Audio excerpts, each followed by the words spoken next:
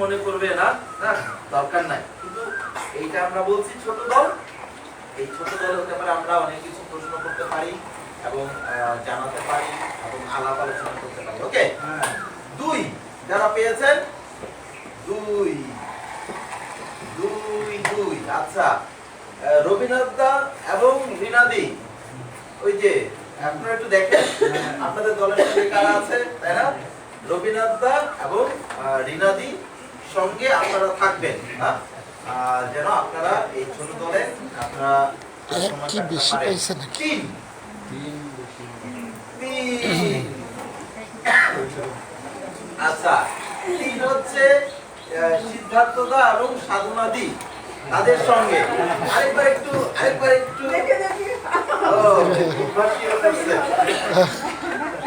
আচ্ছা, তাহলে আপনারা 3 নম্বর দল হিসেবে আপনারা সিদ্ধার্থদা এবং সাধনাদির সঙ্গে থাকবেন। আর 4 যারা হচ্ছে আমাদের সঙ্গে, আমি এবং অনিমা, ঠিক আছে? আমরা এই 4 নম্বর দলে আমরা একেবারে একসঙ্গে যাবো, একসঙ্গে সময় কাটাবো। ওকে, তাই একটু মনে রাখেন, আপনার নাম্বার ভুলে যাবেন না। ওকে, 1 2 3 4। ওকে, তাই আসুন সবার জন্য আমরা একটা জোরে হাততালি দেই না? তাই হ্যাঁ, আমরা ঈশ্বরকে ধন্যবাদ দেই যে আমরা একসঙ্গেও শিখবো এবং হতে পারে আমরা দলে দলে ভাগ হয়ে আমরা শিখবো। বিশেষ করে যখন আমরা এই প্রার্থনা নিয়ে আমরা কথা বলছি, বিশ্বাস করি যে ঈশ্বর আমাদেরকে অনেক নতুন বিষয় দেখাবেন, যেন আমরা শিখতে পারি এবং যেন আমরা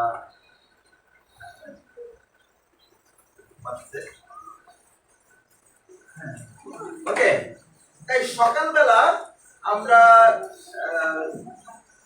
সাধনাদি এবং সিদ্ধার্থদা ওনাদের সঙ্গে আমরা শিখলাম, আলাপ আলোচনা করলাম ঈশ্বরের সঙ্গে সম্পর্কের বিষয় নিয়ে,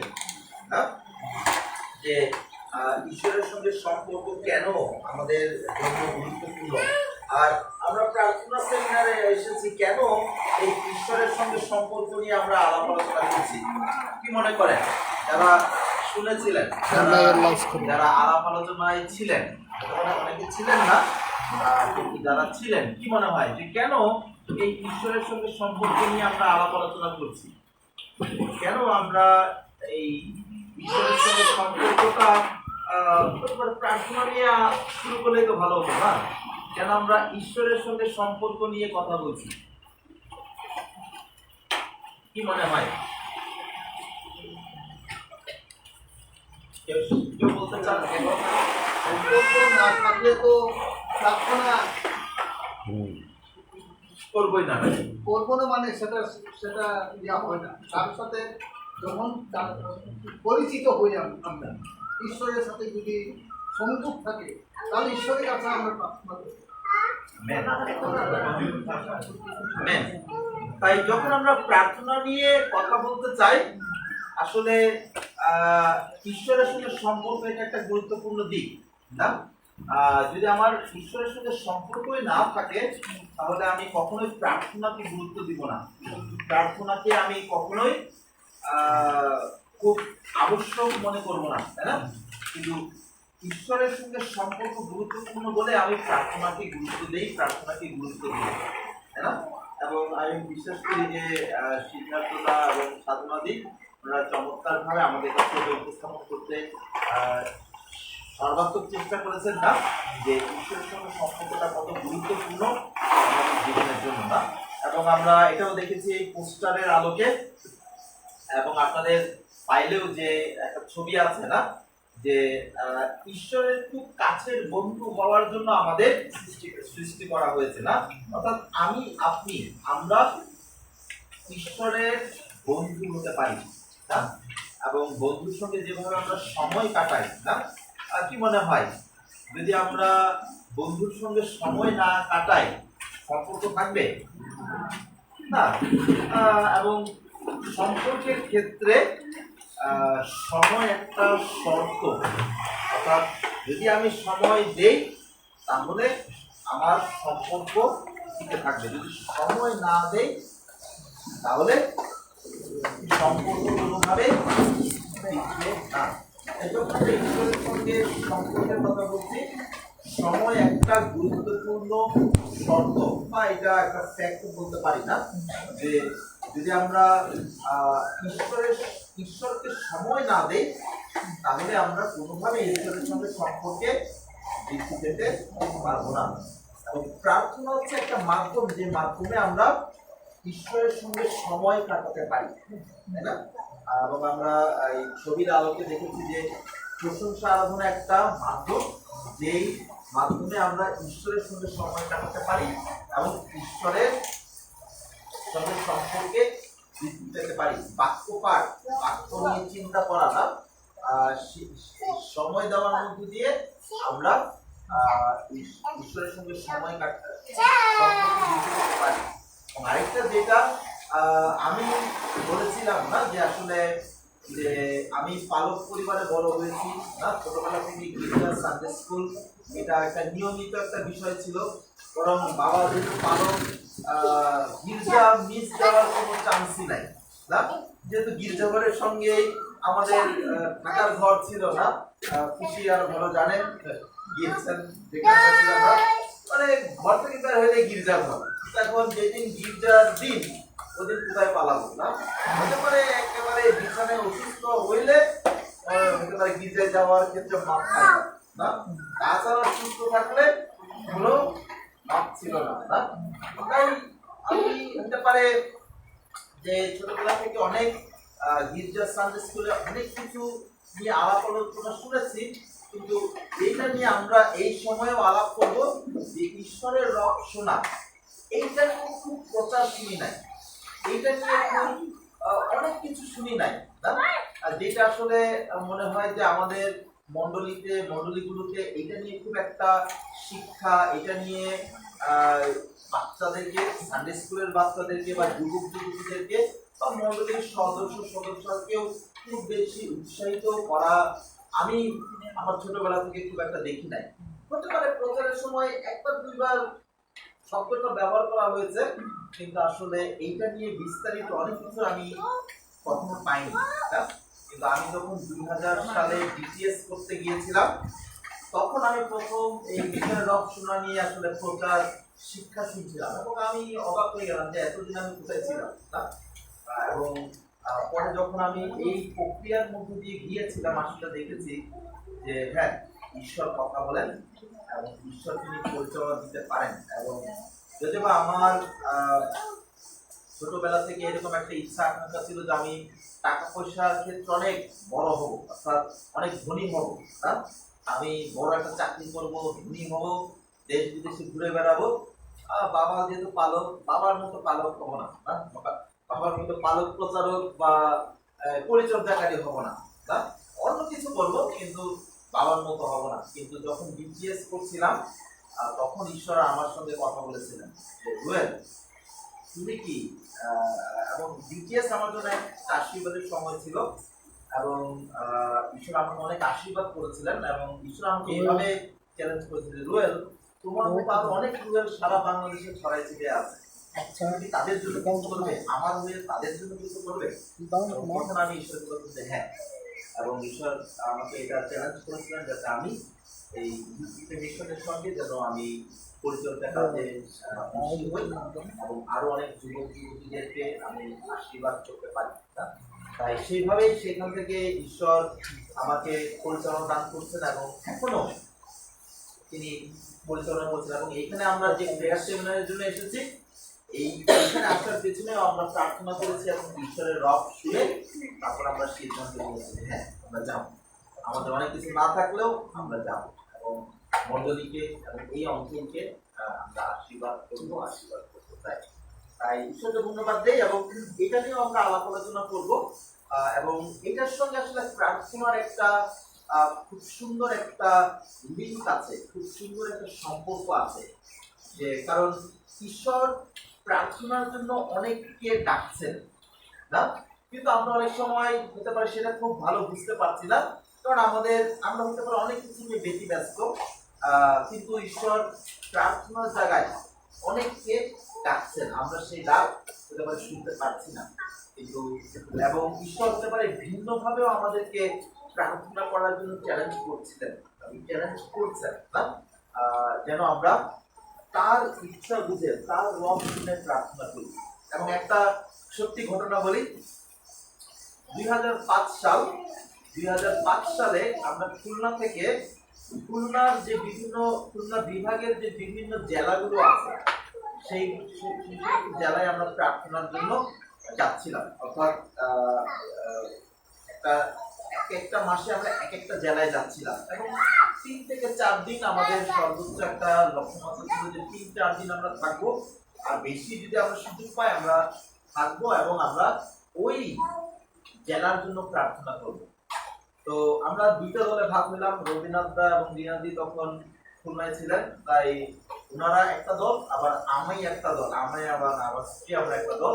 ওনারা এক মাসে একটা জায়গায় গিয়ে যেতেন, একটা জেলায়, তখন আমরা বেইজে থাকতাম, খুলনাতে থেকে খুলনাতে ঘরে বসে প্রার্থনা করতাম আর ওনারা ওই ফিল্ডে গিয়ে প্রার্থনা করতো না, আর ওনারা ফিরে আসতেন তারপরে মাসে আমরা যেতাম আরেকটা জেলায়, আর ওনারা তখন বাসায় থেকে প্রার্থনা করতেন আর আমরা ফিল্ডে গিয়ে প্রার্থনা করতাম। তো আমরা সাতক্ষীরাতে গিয়েছি একবার, এবং সাতক্ষীরাতে গিয়ে আমরা প্রার্থনা করছিলাম, তো বেশ কিছু বিরূপ অভিজ্ঞতার মুখোমুখি আমরা হয়েছিলাম। এবং যখন আমরা প্রার্থনা করছিলাম তখন ঈশ্বর আমাদেরকে এটা বুঝতে দিলেন যে এই জেলার উপর ইসলামের একটা বড় প্রভাব আছে।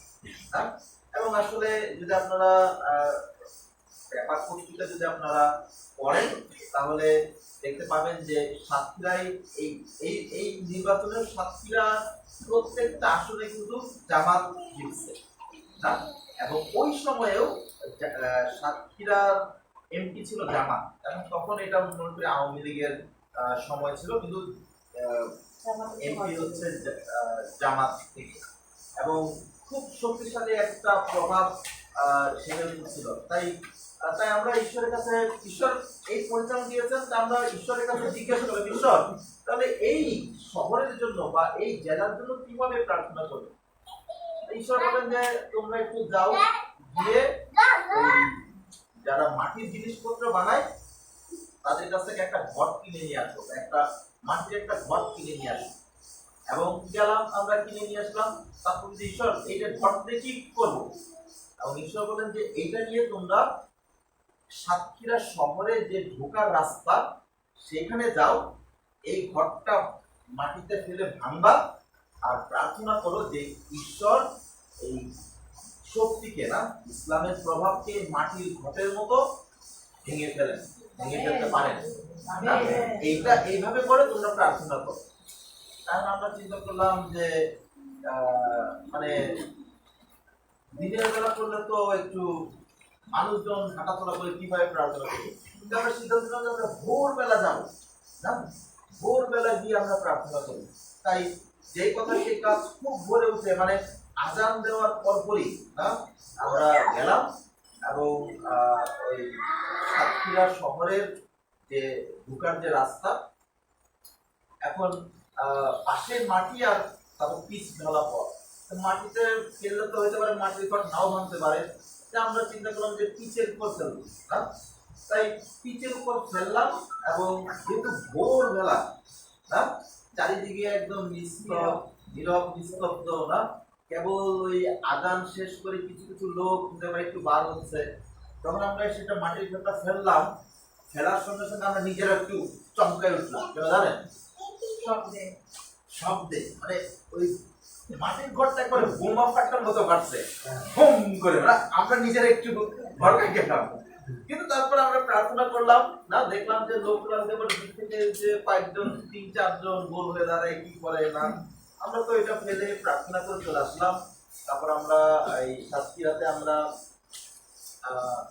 উপবাস প্রার্থনা করেছিলাম, আমরা সারা রাত জেগে মন্ডলীর সঙ্গে আমরা প্রার্থনা করেছিলাম। তারপর আমরা প্রার্থনা শেষ করে ফিরে আসলাম। তারপরে আমি এবং আমার স্ত্রী মে মাসে সম্ভবত চলে গেলাম একটা ট্রেনিং এ, এবং ওই ট্রেনিং চলাকালীন সময় হঠাৎ একদিন পেপার খুলে আমি খুব আশ্চর্য হয়ে গেলাম। আর 2005 সালে বাংলাদেশে কিন্তু একটা খুব স্মরণীয় একটা ঘটনা ঘটছিল, কারো মনে আছে কিনা? 2005 সালে সারা বাংলাদেশে একযোগে 63টা জেলায় একসঙ্গে বোমার বিস্ফোরণ হয়েছিল। এবং যখন আমি এই খবরটা দেখলাম তখন আমার ঠিক ওইটাই মনে আসলো যে আমরা সাতক্ষীরাতে যখন প্রার্থনা করেছিলাম এই মাটির ঘরটা কিন্তু বোমা ফাটার মধ্যে ফেটেছিল না। আসলে ওই সময় জেএমবি বলে একটা সংগঠন, তারা কিন্তু সারা বাংলাদেশে একযোগে বোমা হামলা করেছিল। কিন্তু ওইটা হ্যাঁ যদিও বা অনেক ভয়ের কারণ ছিল, অনেক হতাশা বা অনেক কিছুর কারণ ছিল, কিন্তু ওইটাই ছিল এই ইয়ার শক্তি না পতনের একটা কারণ না। কারণ ওই সময় থেকে জঙ্গিদের বিরুদ্ধে সরকার পদক্ষেপ নিয়েছে না। এবং আসলে আমি খুব আশ্চর্য হয়েছিলাম একটা নিউজ দেখে, সারা বাংলাদেশে একযোগে বোমা হামলা হয়েছিল, কিন্তু প্রথম মামলা হয়েছে সাতক্ষীরা। হ্যাঁ, এবং এটা যখন আমি পেপারে দেখছিলাম আমি অনেকে ডাক্তার আসো দেখে যাও না, যে একটা খবর কি যে সাতক্ষীরাতে প্রথম তাদের বিরুদ্ধে মামলা হয়েছিল। সাতক্ষীরা কিন্তু তাদেরই এলাকা, হ্যাঁ তাদের এলাকায় তাদের নামে প্রথম সেই মামলা হয়েছিল। তারপরে হ্যাঁ বিভিন্ন ঘটনার মধ্যে দিয়ে আমরা দেখতে পাই যে সেই শক্তি পতন হয়েছে না, যদি বলতে পারে বিভিন্নভাবে এখন চলতে পারে, কিন্তু সেটা এখন আর নাই। এবং সেটা ঈশ্বরকে ধন্যবাদ দেই যে হতে পারে আমরা যখন প্রার্থনা করেছিলাম এটা বোকার মতো একটা প্রার্থনা ছিল না, কিন্তু এইটা যে কি হতে পারে এটা আমি আপনি আমাদের হতে পারে কোনো ধারণা নাই। কিন্তু যখন আমরা এইভাবে প্রার্থনা করছিলাম ঈশ্বর পরবর্তীতে দেখে নিচ্ছিলেন যে আসলে তিনি কিভাবে কাজ করেন। এবং যদিও বা এখন এই খবরটা দেখেও আবার একটু কষ্ট লাগে না, এখন সাতক্ষীরা অঞ্চলের সবগুলো আসন আবার সেই শক্তির কাছে চলে গিয়েছে না। কিন্তু হ্যাঁ যখন আমরা এই সময় আছি সকালে সেটাই আমি উৎসাহিত করছিলাম যে এই সময় মণ্ডলী আরো প্রার্থনায় দাঁড়ানোর প্রয়োজন, বিশ্বাসীদের আরো প্রার্থনায় দাঁড়ানোর প্রয়োজন, যুবক যুবতীদের যুবতীদেরও প্রার্থনায় দাঁড়ানোর প্রয়োজন। কারণ ঈশ্বর আগামীর জন্য আমাদের জীবনে আরো অনেক কিছু করতে চান না, সেটার জন্য আমাদেরকে পথ প্রস্তুত করতে হবে প্রার্থনার মধ্য দিয়ে, প্রার্থনায় জেগে থাকার মধ্য দিয়ে। এবং আসুন আমরা সেই জন্য উৎসাহিত হই, কারণ প্রার্থনা কোন সীমাবদ্ধ বিষয় না। অনেক সময় হতে পারে আমরা প্রার্থনাকে একটা সীমাবদ্ধ বিষয় মনে করি না, প্রার্থনা সেরকম বিষয় না, প্রার্থনা একটি ব্যাপক বিষয় হতে পারে। আসুন আমরা আমাদের হৃদয় খোলা রাখি, যেন যখন দিদি আমাদের সঙ্গে শেয়ার করছেন যেন আমরা আরো প্রার্থনার বিষয় নিয়ে আমরা আরো অনুধাবন করতে পারি। আমেন। তাই সকালে যে সেশন ছিল বা এই পর্যন্ত আমরা যা কিছু আমরা আলাপ আলোচনা করেছি, কোনো প্রশ্ন আছে বা কোনো কিছু যেটা আমরা বুঝতে পারিনি এরকম কোনো বিষয় আছে? আপাতত নাই। ভালো, কিন্তু আর কারো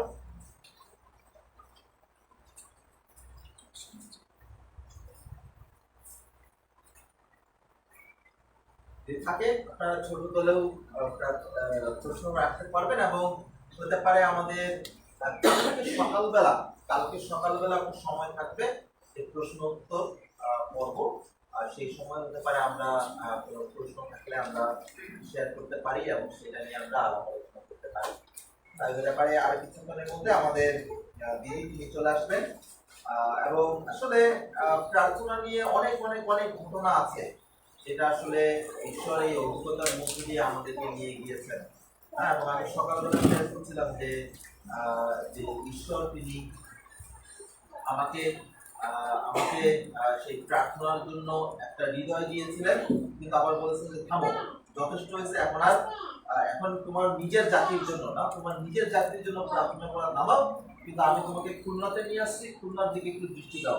খুলনার জন্য কি আমি তোমাকে যেভাবে ব্যবহার করতে চাই সেইভাবে ব্যবহৃত হওয়ার জন্য তুমি নিজেকে প্রস্তুত করো, তোমার জাতির জন্য কান্না করা থামাও। এবং সেই সময় ঈশ্বর তার রব সোনার মধ্য দিয়ে না আমাকে পরিচালনা দান করেছিলেন যে তিনি এখন থামতে বলছেন বা তিনি এখন যেতে বলছেন।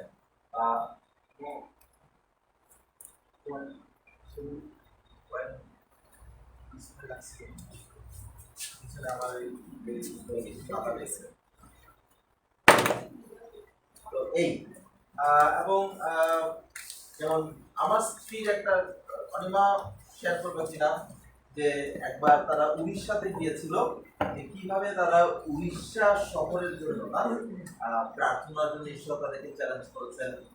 হতে পারে রবীন্দ্রনাথ দ্বারা যদি যতক্ষণ পর্যন্ত দিদি না আসতেছে আমরা হতে পারে আমাদের সাক্ষ্য ঘটনাগুলো শেয়ার করতে পারি যে কিভাবে ঈশ্বর প্রার্থনার জন্য আমাদের চ্যালেঞ্জ। জয় যিশু, জয় যিশু। আমার ভালো লাগে এরকম যখন জীবন তোমার সাক্ষ্য আমাদের জীবনে যদি না থাকে তাহলে আমি বলবো আমি একজন দুর্বল বিশ্বাসী। কারণ ঈশ্বর তিনি অনেক আশ্চর্য কাজ করেন এবং আমরা তার সন্তান, এই আশ্চর্য কাজ আমাদের জীবনও থাকা উচিত। একটু অনেক দূরে একটা দিচ্ছে, তারপর আমি চিন্তা করলাম সে যেটা বলছে ওইটি আমি বলি। তা আমরা একটা দল এরকম উড়িষ্যা আমরা গেলাম, এটা ছোট ছোট ছিল 3 সালে 2002।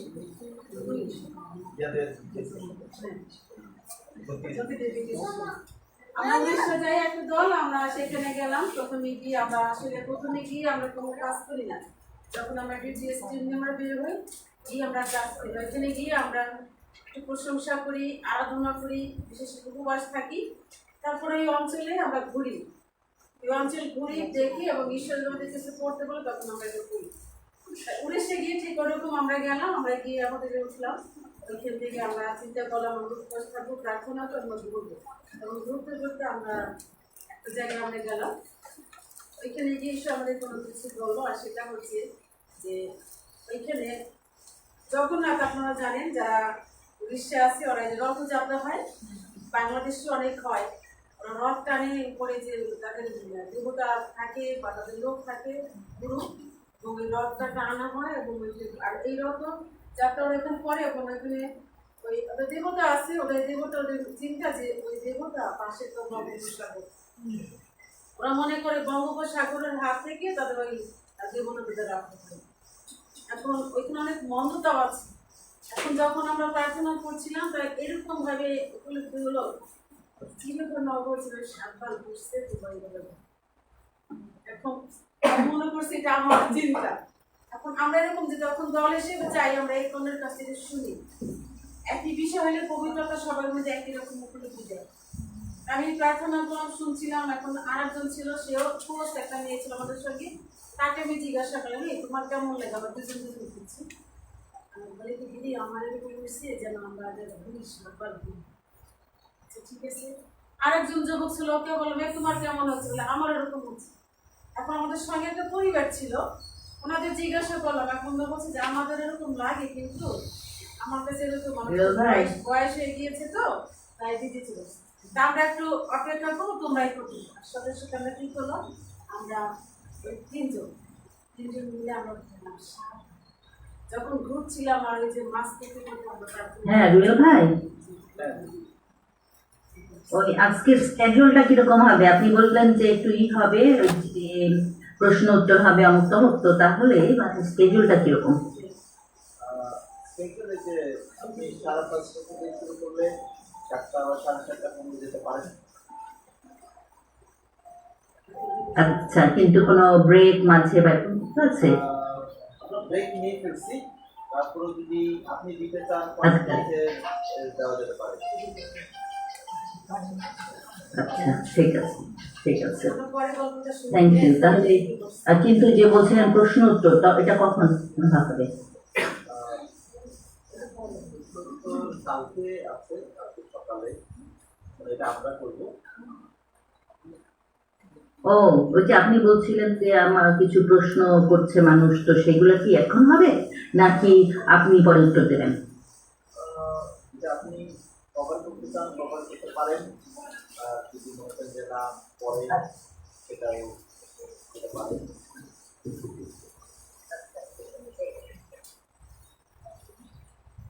একটু লাইনে তাহলে পরে আমরা এই গল্প শুনবো না, এটা জীবন সত্য গল্প।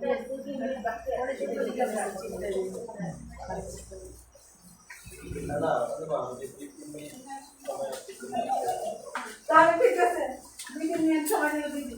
তার যে বাবুর আছে তো ওদেরকে স্কুলে দিয়ে আসতে হয়, আমাদের তো এখানে সন্দেহ আছে ওদের ভোর হয়েছে আর কি। তাই শেষে আমরা কি করলাম, আমরা ঘুরতে ঘুরতে আমরা প্রার্থনা করছিলাম, এরকম হচ্ছিল যে ঈশ্বর তিনি মানে ওদের এই যে মিথ্যা চিন্তা এটা যদি দূর হয়ে যায়। আমরা এরকম প্রার্থনা করছিলাম যে উড়িষ্যার যে মন্দির এখানে ভেঙেছে একদম বঙ্গোপসাগর যে মানে যখনই আপনারা শোনেন মাঝে মাঝে এরকম ঝড় হয়, আপনারা শুনেছেন না? কিন্তু এরকম হয়েছে যে তাদের যে উপরে যে পতাকা ছিল, তাদের যে উপরে চূড়াটা ছিল, এইটা একবার আপনারা শুনছেন কিনা আমি জানি, কিন্তু আমার সবসময় যখন শুনি তখন আমার এই যে কিছু একটু পাবে, কারণ আমরা প্রার্থনা করি সত্যি সত্যি তাদের উপরে সে চূড়া এবং সেই মন্দিরের এটা ভেঙে বঙ্গোপসাগর নিজের করে গিয়েছে। এখনো অনেক মানে অনেক বড় প্রাচীর তাদের, চারিদিকে প্রাচীর দেওয়ার ঢোকাগুলো দুটো গেট, এবং প্রথম গেটে একদম যে জিরুসালেমের মন্দির আমরা যেরকম দেখি না এরকম ধরনের প্রাচীর আছে। তার পাশে অনেক নোংরা কবুতর থাকে, তারপরে যে কি বলে দাদু, অনেক ধরনের নোংরা। তারপরে একটা করে করে দুইটা পা করার পরে ওদের আসল মন্দির, আর একটা যেখানে সে লোকটা ঢুকতে পারে না, খালি পাইছে, অনেক নোংরামি আছে। এখন আমি যখন প্রার্থনা করছিলাম যে প্রভু তুমি এইগুলো আর সত্যি সে যখন এগুলো শুনছিলাম আমাদের খুব মানে ধন্যবাদ দিয়েছিলাম বিশ্বাস। এখনও দেখেন মাঝে মাঝে যখন ঘটনা হয় উড়িষ্যাতে অনেক ধরনের ঘটনাগ্রস্ত ঈশ্বর যাতে তাদেরকে এখান থেকে মুক্ত করছেন। তাই ওদের যে প্রতিমার উপর যে নির্ভর বিশ্বতা এটা আমরা করেছি। আসলে আমাদের নিজের শক্তিতে 7 বার ঘোরা আমাদের পক্ষে সম্ভব ছিল, এবং আমাদের সঙ্গে যে পরিবার ছিল তারা স্বামী স্ত্রী দুজন একটু বয়স্ক ছিল, কিন্তু তারা সাবধান করে নেয়, তারা বসেছিল। কিন্তু আমরা যে যুদ্ধ ছিলাম 3 জন শেষ পর্যন্ত শেষ করেছি। ঈশ্বর তিনি যখন যেটা আমাদেরকে বলে আমাদের সেটা করি আসলে আমরা পড়ে। আরেকটা হচ্ছে এইখানে তো একটু কালকে একটু সাধারণত নিয়েছিলাম, ছবি করে নিয়ে এসেছি, ভিডিও করে নিয়ে আসছিলাম। আপনাদের এখানে 19 সালে আসছে, 2019 সালে আমরা আসছিলাম। কার কার মনে আছে আমার যেখানে মনে আছে? এখানে এসে আসলে ঈশ্বর আমাদেরকে অনেক কিছু বলছিল। আমি সাধারণত আসলে যখন আমরা যেখানে যাই, খুলনার টিম আমরা যেখানে যাই, ঈশ্বর যেটা বলে আমরা একটু করি, প্রার্থনার উপর আসলে অনেক জোরালো ভাবে ঈশ্বর আমাদেরকে ব্যবহার করেন। আমরা যখন আপনাদের মন্ডলীতে গিয়েছিলাম, মন্ডলী পরিষ্কার করেছিলাম, এটা কিন্তু আমাদের নিজের ঈশ্বর করি যে নোংরা তাহলে আমরা করি না। আমরা যখন প্রার্থনা করছিলাম ঈশ্বর বলছিল তোমরা পরিষ্কার করো, এখানে লোকদেরকেও তোমরা সেগুলো ডাকো যেন এরকম পরিষ্কার হয়। ঈশ্বরের গৃহ যেগুলো আমাদের যেগুলো ঈশ্বর বসে সেগুলো পরিষ্কার করেছি। আমরা এখানে আমাদের একটা আদিবাসী আছে, আমরা জানি না আমাদের পাশে, আচ্ছা সেখানে আমরা গিয়েছি, আমরা প্রার্থনা করছি যে প্রভু আমরা কি সেখানে গিয়ে আমরা প্রার্থনা করছি। কিন্তু একটা বিশেষ প্রার্থনা ছিল আমাদের, সেটা হচ্ছে আপনাদের আর একটা ছিল যে বাড়ি কেটে নিয়ে যাচ্ছে, এটি অনেক শব্দ, মানুষ ঘুমাতে পারে না, মেশিনটা কাটা করে এটার কারণে অনেক ক্ষতিও হচ্ছে। আর তখন আমাদের দল আমরা বলছিলাম না কি করতে পারি, আর আমাদের ঈশ্বর বলছিলাম খুব আসছিলাম, বলছে না তোমরা এখানে যাও। আমরা গেলাম, আমরা দল এদিক দিয়ে হেঁটে এই পাশে আপনার গতকালকে দেখছি অনেক সুন্দর। এখানে আমরা প্রার্থনা করছিলাম প্রভু এখানে তোমার সন্তান রাত্রে দেখলে বন্ধ করবে। মাঝখানে আপনারা জানেন অনেক ঘটনা হয়েছে আপনাদের এখানে। যখন শুনছিলাম হচ্ছে প্রভু তুমি তো বছর প্রার্থনা করে প্রার্থনা করে আসছো, কেন আবার এখানে বন্যা হয়েছে, কেন ওখানে এই অবস্থা? তখন আমরা যখন সংবাদ শুনছি তখন আমরা হাঁটু বেড়েছি, উপবাস করছি, প্রার্থনা করছি। আর যখন কালকে আমি গেলাম, আমি গেলাম ঈশ্বরকে শুধু ধন্যবাদ দিচ্ছি, ঈশ্বর করবো ঈশ্বরের বাধ্য হয়ে তার রহস্যের আমরা কাজ করি, ঈশ্বর করে সেই কাজ করে এবং ঈশ্বরের হৃদয়ে যেন আমরা তার কাছে যাই, তার কাছ থেকে শুনি এবং তিনি যদি কিছু করতে বলেন বোকার মতো হলো আমরা যদি করি, আমরা ঈশ্বরের আশ্বাস কাজ দেখতে পাই। এখন আপনারা সবাই জানেন এখানে বাংলা অনেক কিছু হয়েছে, কিন্তু দেখেন আপনারা যেখানে আসছেন সেগুলো আমাদের ঈশ্বর সন্তান সুন্দর চর করে দিয়েছি এবং কিন্তু ডাক্তারের কিন্তু আসছে না। গতকালকে দাদার কাছে শুনছিলাম, সেটা বলেছিল এদিক দিয়ে যে অবস্থা ছিল না দাদা পানি দেখুন সেটা সব বন্ধ হয়ে গেছে। কোন বড় বিশ্বাস কাজ করেছে। এবং এখানে যখন আমরা টিম নিয়ে আসছে আমাদের একজন সন্তান, আমরা 19 সালে কিন্তু আমরা অ্যাডাপ্ট নিয়েছি এই স্থানটি, এই আজম জাতি এবং আপনাদের এই অঞ্চলটাকে আমরা অ্যাডাপ্ট নিয়েছি। সেই জন্য আমরা সবসময় আপনাদের জন্য প্রার্থনা করি, সবসময় আপনাদের কথা চিন্তা করি। আর যখন এই যে নিমন্ত্রণ আমরা পেয়েছি, আমরা কিন্তু সঙ্গে সঙ্গে বলে এই চলাচল আমরা তো গেছি না, আমরা এটি নেওয়া প্রার্থনা করেছি। ঈশ্বরের রহস্য যে কতদিন কী বলে, ঈশ্বর আমাদের শান্তি দিচ্ছে যদি পথে যাও করি। ঠিক সেইভাবে আজকে এটা আমরা আপনাদের মাঝে আছি। আপনাদের সঙ্গে সময় কাটা, এটা আমাদের নিজেদের ইচ্ছা অনুসারে আমরা ঈশ্বরের রহস্য নিয়েছি, ঈশ্বর আমাদের রহস্যটা দিয়েছি, সেই অনুসারে আজকে এখানে যখন ধন্যবাদ।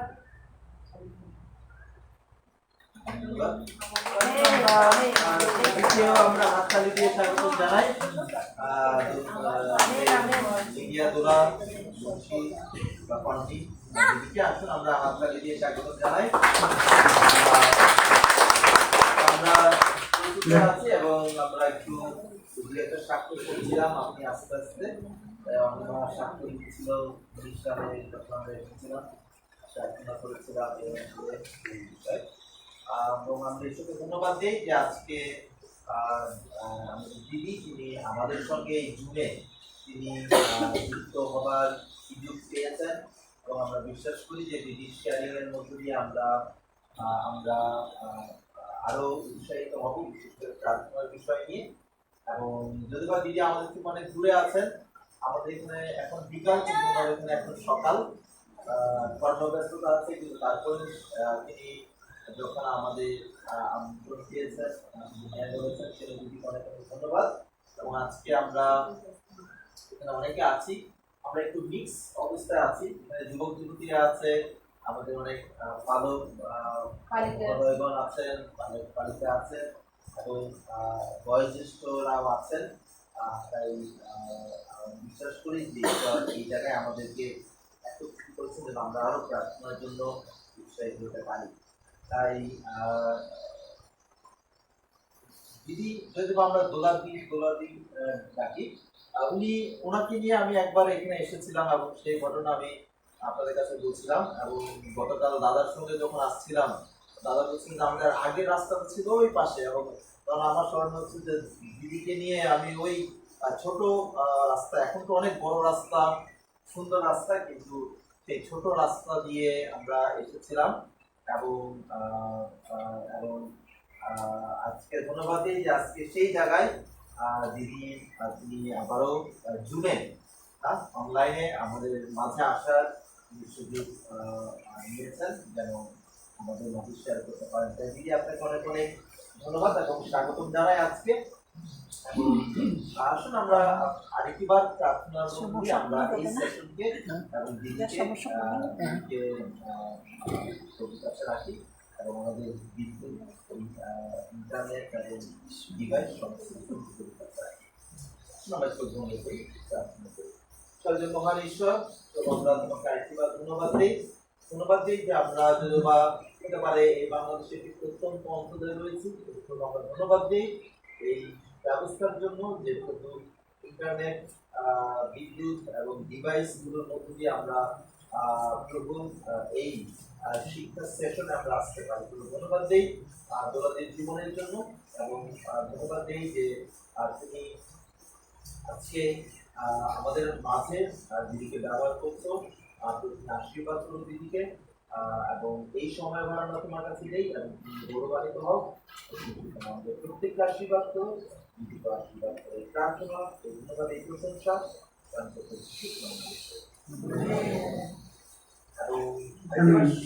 করার আগে বলতে চাই যে দোলাদি উনি আমাদের ওয়াইমের একজন লিডার বা আমরা এল্ডারও বলি। যদিও তিনি এখন কানাডাতে আছেন, কিন্তু তিনি তার হৃদয়ে বাংলাদেশ এবং বাংলাদেশের জন্য ওনার স্বামীকে ঈশ্বর সেই হৃদয় দিয়েছেন একটা বিশেষ কাজের জন্য। ওনারা এখন বর্তমানে কানাডাতে অবস্থান করছেন, কিন্তু আমরা আশা করছি যে উনি শীঘ্রই ফিরে আসবেন। এবং আজকে এবং আমি আমার জীবনে দিদির প্রার্থনার দ্বারা অনেক প্রভাবিত হয়েছি। এবং আমি একটু আগে বলছিলাম না যে আমরা খুলনাতে সকাল 9টা 10টা থেকে প্রার্থনা শুরু করতাম এবং অনেক সময় বিকাল 4টা পর্যন্ত প্রার্থনা চলে যেত, কিন্তু তখনও প্রার্থনা শেষ হয় নাই, কিন্তু আবার আমাদের ক্ষুধাও নাই, কিন্তু আরো যেন প্রার্থনার জন্য সে আকাঙ্ক্ষা না। এবং আমি ওই সময় দিদির জীবন থেকেও উৎসাহিত হয়েছি যে এভাবেও প্রার্থনা করা যায় না, এভাবেও লম্বা সময় নিয়ে প্রার্থনা করা যায়। এবং ধন্যবাদ দিয়ে আজকে যে দিদি এই প্রার্থনার বিষয় নিয়ে আমাদের মধ্যে শেয়ার করার সুযোগ, তাই দিদিকে ধন্যবাদ। এবং দিদি এই সময় আপনার সময়। ধন্যবাদ। হ্যাঁ, ধন্যবাদ রুয়েল ভাই এবং অনিমা। আপনারা যারা বিশ্বাস করে এবং বিশ্বাসকে ধাপ নিয়ে এই সমস্ত জায়গায় যাচ্ছেন, প্রার্থনা সেমিনার করছেন, ঈশ্বর আশীর্বাদ করুন। এবং সেই সঙ্গে আমি ধন্যবাদ দিই আমাদের উপস্থিত প্রত্যেককে, বিরিশিরি চার্চ যারা প্রার্থনাকে গুরুত্ব দিয়ে প্রার্থনার সেমিনারে এসেছেন। প্রায় 30 জন আছে নাকি? আরো বেশি মনে হয়, বেশি আছে। আচ্ছা, হ্যাঁ, এটা খুবই আশীর্বাদের। যে বাংলাদেশের বিভিন্ন জায়গায় প্রার্থনা সেমিনার হচ্ছে, কারণ এটা খুব গুরুত্বপূর্ণ একটা সময় প্রার্থনার জন্য। এবং কিছুদিন আগেও আমরা দেখেছি আমাদের দেশের অবস্থা, আমরা ভয়াবহ একটা চাপের উপরে ছিলাম। কি হতে যাচ্ছে গত বছরের শেষের দিকে, কি হতে যাচ্ছে ইত্যাদি ইত্যাদি। কিন্তু একটা মজার ঘটনা বলি, এবং মজা বা কি আশীর্বাদের একটা ঘটনা বলি, এটা দিয়ে আমি শুরু করতে চাই। তো আমরা জানতাম না কবে ইলেকশন হবে বা কি হবে, কিন্তু সেই জুলাইয়ের অভ্যুত্থান বা যেটা বলা যায় জুলাইয়ের গণ্ডগোল 24-এর, তারপরে প্রার্থনার চাপ সব জায়গায় বেড়ে গিয়েছে, ঠিক না? মণ্ডলীতে এবং মানে যে বাংলাদেশের কোন দিকে যাচ্ছে, আমরা আমাদের ভবিষ্যৎ কি এবং আশাহীনতা। তো এরকম সময় আমরা প্রার্থনা করছিলাম অনলাইনে, 24 ঘন্টার একটা প্রার্থনা, বা তার আগেও মানে যে এরকম চিন্তা করছিলাম যে আমরা কিন্তু উপবাস প্রার্থনা একেবারে 3 দিন বা 72 ঘন্টা ছেলে মেয়েদের, কম বয়সী যুবক যুবতীদের নিয়ে করতে পারি কিনা। তো বেশি একটা সাহস হচ্ছিল না। কেন যুবক যুবতীরা মানে বয়স্করা হলে করতে পারে 3 দিনের উপবাস প্রার্থনা, কিন্তু ছোট ছেলেমেয়েরা, অর্থাৎ যাদের বয়স কিনা 18 থেকে 25 এর মধ্যে, বেশিরভাগ ছেলেমেয়েরা, এই যুবক যুবতীরা, তারা উপবাস প্রার্থনা 3 দিন করবে, এটা আমরা আশা করিনি। তো তারপরে চিন্তা করছিলাম, ঠিক আছে, অন্তত একদিনের উপবাস প্রার্থনা হোক, বাকি 2 দিনের হোক, 24 ঘন্টা বা 48 ঘন্টা। তারপরে মনের মধ্যে একটা সাড়া ছিল কি না, আমরা 72 ঘন্টা করতে চাই। যেভাবেই হোক বাংলাদেশের চাপে পড়ে এই জুলাইয়ের অবস্থা দেখে, সবকিছু দেখে আমরা অনলাইনে, যেহেতু আমি বিদেশে আছি, অনলাইনে 24 ঘন্টার একটা প্রার্থনার ডাক দিলাম আমরা। এবং দেখা গেল সেখানে খুব শক্তির সঙ্গে অনেক যুবক যুবতীরা প্রার্থনা করলো। এবং সেই প্রার্থনার কারণে আমরা সিদ্ধান্ত নিলাম যে না, 25 সালে মানে গত বছর ফেব্রুয়ারির 12, 13, 14 এই 3 দিন টানা 72 ঘন্টা আমরা উপবাস প্রার্থনা করব। তো সেইভাবে আমরা সিদ্ধান্ত নিলাম। এবং আমি চিন্তা করেছি বড়জোর 20 জন হবে, মানে যুবক যুবতীরা কনফারেন্সে ডাকলে সব চলে আসে। মানে আনন্দের কনফারেন্স, গান বাজনার কনফারেন্স, প্রশংসার আরাধনা কনফারেন্স, বা যে কোনো খাওয়া দাওয়া আনন্দ ফুর্তি হলে। কিন্তু উপবাস প্রার্থনায় যখন অনলাইনে আমরা সমস্ত জায়গায় প্রচার করলাম উপবাস 72 ঘন্টা উপবাস প্রার্থনা, তখন আমি ভাবছি মনে মনে 20 জন যদি রেজিস্ট্রেশন করে এটাও একটা আশীর্বাদের হবে। এখন আমার ভয় ছিল যে 20 জনের বা 30 জনের বেশি হবে কিনা। পরে আস্তে আস্তে দেখলাম হচ্ছে, 20 জন হয়ে যাচ্ছে। তখন আমি মনে মনে আশা করলাম ঠিক আছে 50 জন, যদি 50 জন হয় ভালো হবে। তারপরে আস্তে আস্তে দেখলাম যতই দিন চলে আসছে 50 জন রেজিস্ট্রেশন হয়ে যাচ্ছে। তারপরে আমাদের চিন্তার অতিরিক্ত আমরা যখন মানে মাঝে মাঝে বাংলাদেশ ওয়ার্শিপ সার্কেল হিসাবে কনফারেন্স করি 70 থেকে 100 জনকে নিই এরকম, কিন্তু এই উপবাস প্রার্থনায় রেজিস্ট্রি করলো, অনলাইনে পেমেন্ট করলো 500 টাকা করে, যে খাবে না তারপরেও মানে থাকা লিভিং ওয়াটারে যে লিভিং ওয়াটার সেন্টার বিএসএফবি, এটা আমরা ভাড়া নিয়েছিলাম। তো প্রথমে সবাই একসঙ্গে এসে খাওয়া দাওয়া, তারপরে 72 ঘন্টা শেষে গিয়ে আবার খাওয়া দাওয়া। তাহলে এই 3 দিনের মধ্যে কোনো খাওয়া হবে না। তারপরেও সবাই রেজিস্ট্রি করলো 500 টাকা, এবং 110 জন, 110 বা 120 রেজিস্ট্রেশন করলো। এবং তাদের মধ্যে এই উপবাস প্রার্থনা প্রায় 120 জন রেজিস্ট্রেশন করলো, 110 জন উপবাস প্রার্থনা করেছে। 10 জন মতন যারা একটু বয়স্ক, বিভিন্ন শারীরিক সমস্যা আছে, তারা করেনি উপবাস, কিন্তু তারা একবেলা খেয়েছে, রাত্রে খেয়েছে। কিন্তু যুবক যুবতীরা এবং আমরা কিছু প্রায় 110 জন, তার মধ্যে রুয়েল অনিমাও ছিল, রুয়েল ভাই এবং অনিমাদিও ছিল। তো তারা গত 25 ফেব্রুয়ারি 12, 13, 14 এরকম একটা সময় আমরা একসঙ্গে 3 দিন ফাস্টিং করলাম, যার মধ্যে যুবক যুবতীরা প্রায় 80% ছিল। এমনকি 18 বছরের নিচে, 14 থেকে 18 এর মধ্যে প্রায় 7-8 জন ছেলেমেয়েরা ছিল, যারা 3 দিন একদম না খেয়ে শুধু জল এবং পানীয় ব্যবস্থা আমরা রেখেছিলাম। এবং সবচেয়ে বড় দল ছিল যারা কিনা 18 থেকে 30-এর মধ্যে, তারা ছিল প্রায় 70 জন বা তার আশেপাশে, 70-80 জন বা এরকম। আর যারা বা 60-70 জন। আর আমাদের বয়সী যারা 30 থেকে 50-60-এর মধ্যে, তারা প্রায় হতে পারে 10-15-20 জন মতন ছিল।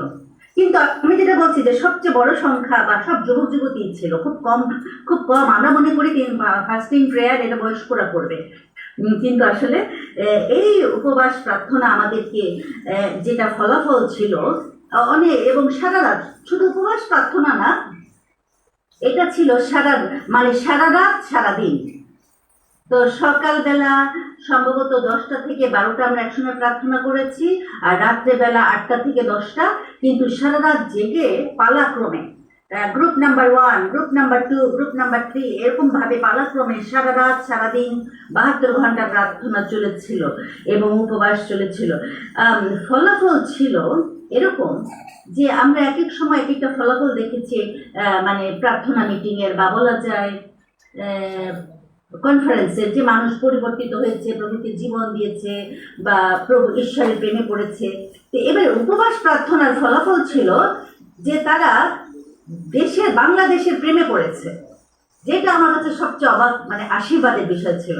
যে অন্যান্য কনফারেন্সে হ্যাঁ প্রভুর সঙ্গে প্রেম এবং এগুলো গভীরতা, কিন্তু এই উপবাস প্রার্থনার পরে শুধু ঈশ্বরের সঙ্গে প্রেম না, ঈশ্বরের প্রতি ভালোবাসা না, কিন্তু আমাদের দেশের প্রতি ভালোবাসা। মানুষ বলেছে যে বাংলাদেশের এই নোংরা অবস্থাকেও মনে হয় যে প্রভু বলেছেন ভালোবাসো, এই দেশকে ভালোবাসতে চাই, এই দেশের জন্য জীবন দিতে চাই। তো যা হোক, মজার বিষয় যে ঠিক তার 1 বছর পর, আমরা জানতাম না কত তারিখে ইলেকশন হবে, কিন্তু ঠিক 1 বছর পর এই 26 সালে 12ই ফেব্রুয়ারি ইলেকশন হয়। তো এইটা আমার এটা খেয়াল ছিল না, আমরা ইলেকশন নিয়ে প্রার্থনা করছি, এবং হঠাৎ একদিন আমি আমার ডায়েরিতে খুঁজে দেখছি বা খেয়াল করে যে গত বছর কবে আমরা উপবাস করেছিলাম 3 দিনের যুবক যুবতীরা, এবং তখন আমরা দেখলাম সেটা 12 তারিখে ছিল, 12ই ফেব্রুয়ারি। আর ঠিক 1 বছর পরে ইলেকশন, এবং সেই ইলেকশনে আমরা ঈশ্বরের দয়া দেখতে পেয়েছি, অনুগ্রহ দেখতে পেরেছি। তাই প্রার্থনা খুবই গুরুত্বপূর্ণ প্রিয় ভাই বোন। এখন এই যে সেমিনারগুলো হচ্ছে, শুধু 1 দিনের বা 2 দিনের বা 3 দিনের প্রার্থনাতেও আমরা অনেক কিছু শিখি, কিন্তু প্রার্থনার সেমিনার খুব গুরুত্বপূর্ণ। যখন আমরা বাইবেল থেকে আরো আলোচনা করতে পারি, প্রার্থনার গভীর মানে কারণগুলো বা গুরুত্বপূর্ণ বা উদাহরণগুলো আমরা দেখতে পারি। তো শুধু এটা না যে প্রার্থনা মিটিংয়ে যাওয়া এবং প্রার্থনা করা সেটাই সবচেয়ে গুরুত্বপূর্ণ, কিন্তু প্রার্থনা শেখাটাও গুরুত্বপূর্ণ। আমার বাবা ছিলেন পালক, তো একসময় এরকম হয়েছে, আরেকটা ঘটনা যে 1999 সালে আমি ইন্ডিয়াতে একটা প্রার্থনা স্কুল করতে গিয়েছিলাম। আর তখন আমার বাবা যখন শুনলেন, বাবা তো পালক ছিলেন অনেক বছর, হ্যাঁ, এজি মিশনের পালক, কিন্তু যখন আমার কাছ থেকে শুনলেন যে আমি আমি তখন মিশন কাজ করছি ইউথ মিশনে, এবং আমি সিদ্ধান্ত নিলাম যে হ্যাঁ প্রার্থনা স্কুলে ইন্ডিয়াতে যাব 3 মাসের জন্য। তখন আমার বাবা হাসতে হাসতে বলেন, প্রার্থনার স্কুল এইটা আবার কি বিষয়? প্রার্থনা মানুষ করতে করতে শেখে, প্রার্থনা করলে প্রার্থনা শিখবা, প্রার্থনার স্কুল আবার কিসের? মানে একটা মানে তার কাছে বিষয়টা অদ্ভুত লেগেছিল। বা প্রার্থনার স্কুল কেন, মানে 3 মাস ধরে প্রার্থনা স্কুলে কি শিখবা? তো মজা করে তিনি বলেছিলেন, প্রার্থনা করতে করতে শেখা যায়, প্রার্থনা স্কুলে যাওয়া লাগে না। তো পরে অবশ্যই বাবা এটা দুষ্টামি করে বলেছিলেন, কিন্তু আমার জীবনে প্রার্থনা স্কুল দ্বারাও প্রভু অনেক কাজ করেছিলেন এবং অনেক কিছু শেখার আছে। বাইবেল থেকে প্রার্থনা শেখা অনেক বিষয় রয়েছে, এবং সেইভাবে যখন ঈশ্বরের ইচ্ছা অনুযায়ী আমরা প্রার্থনা করি, আজকে আমি কথা বলবো, এক সময় গিয়ে দেখবেন ঈশ্বরের ইচ্ছা অনুযায়ী প্রার্থনা, মানে আমরা যা খুশি তাইও প্রার্থনা করতে পারি, সেটারও স্থান আছে। বাইবেলে আছে বিভিন্ন ধরনের প্রার্থনা, এবং সেটা আমরা দেখব যে আমাদের নিজেদের ইচ্ছা অনুযায়ী, মানে নিজেদের চিন্তা, আমার এটা প্রয়োজন বা আমার এটা দরকার, এভাবেও প্রার্থনার জায়গা আছে। কিন্তু গুরুত্বপূর্ণ একটা প্রার্থনার বিষয়, সেটা হচ্ছে ঈশ্বরের ইচ্ছা অনুযায়ী প্রার্থনা, ঈশ্বরের ইচ্ছা বুঝে প্রার্থনা। আর ঈশ্বরের ইচ্ছা বুঝে প্রার্থনা করতে হলে একটু শেখাও দরকার আছে বাইবেল থেকে, যে বাইবেল কি বলে, তার ইচ্ছা কি, ঈশ্বরের ইচ্ছা বুঝে আমরা কি ধরনের প্রার্থনা করতে পারি। তো সেই জন্য প্রার্থনা সেমিনার খুবই গুরুত্বপূর্ণ, এবং বাংলাদেশের বর্তমান পরিস্থিতি অনুযায়ী এটা খুবই গুরুত্বপূর্ণ, কারণ আমাদের আরো প্রার্থনায় বৃদ্ধি পেতে হবে। পরিবর্তন সবকিছুর উত্তর হয়ে যায়নি। হ্যাঁ, আমরা এক পর্যায়ে আশীর্বাদ পেয়েছি, এক পর্যায়ে আমরা অনেকটা আশা পেয়েছি, যে আশাহীনতা, যে ভয়ঙ্কর অবস্থা ছিল বাংলাদেশে, তার থেকে আমরা কিছুটা উদ্ধার পেয়েছি। কিন্তু এটা এইরকম না যে সবকিছু পরিবর্তন হয়ে গিয়েছে, এখনো প্রচুর প্রার্থনা এবং অনুগ্রহ দরকার। এবং আমি মনে করছি, বা আমরা অনেকেই এখানে যারা আছি, যারা অনেক বছর প্রার্থনা করে যাচ্ছি, আমরা বুঝতে পারি যে আরো বাংলাদেশের প্রার্থনা আরো প্রয়োজন, এবং ঈশ্বর অলৌকিক কাজ করবেন। আমরা যদি দরজা খুলে দিই প্রভুর জন্য, আমরা যদি তাকে আহ্বান করি, তিনি উত্তর দেবেন। তো আসুন আমরা এই কথা বলতে বলতে আমরা কিছুটা শিক্ষার দিকে একটু যাই। আমি আজকে প্রার্থনা ও মধ্যস্থতা এই বিষয়ে কথা বলবো। তো প্রথমে যে বাক্য, লুক 2 অধ্যায় 49 পদ,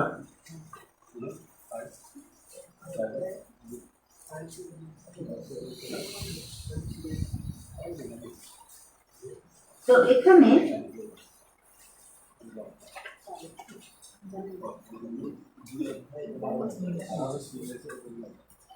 এটা কি দেখা যাচ্ছে?